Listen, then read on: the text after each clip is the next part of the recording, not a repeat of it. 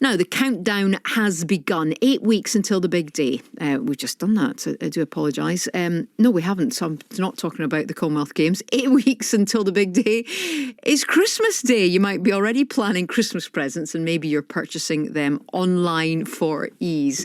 But what do you do if the parcel company fails to deliver on time and even not at all? Well, let's speak to Scott Dixon, who's a consumer expert based in Edinburgh. Hello, Scott. How are you? Hi, Fiona. Yeah, I'm good, thanks. A lot of our listeners will have been there. Late parcels, maybe missing parcels, things delivered to the wrong house, items never arriving. What should we do in that event?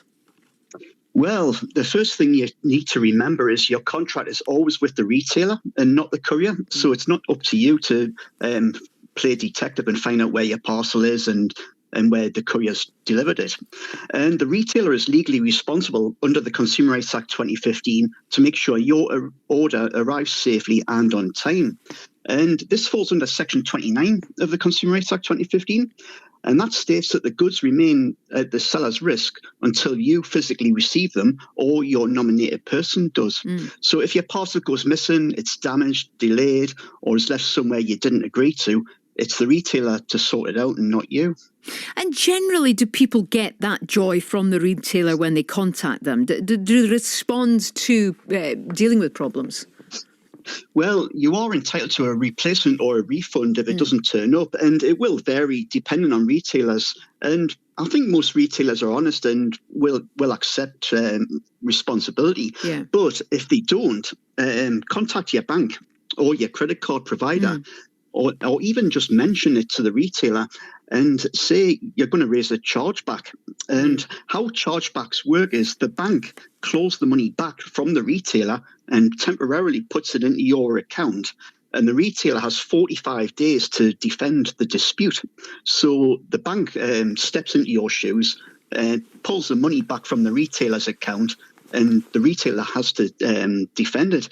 And even just mentioning chargebacks to retailers, it's worth knowing because it costs them time and money to defend chargebacks. So it's worth even just mentioning it. And just to see if they can get the ball rolling. And Ofcom's strengthened its parcel delivery regulations. How's that changed things, Scott? Well, it's a hard one to call because 68% of people have had delivery problems in the past 6 months. Gosh, and that's quite a high figure, isn't it? Yeah, and I think we all have, if the truth be known. And the main issues that consumers face are delays. That was 28%. Parcels left in unsafe places. I think we've all been there. And that was 26% apparently. Drivers not knocking loud enough, not enough time to answer the door.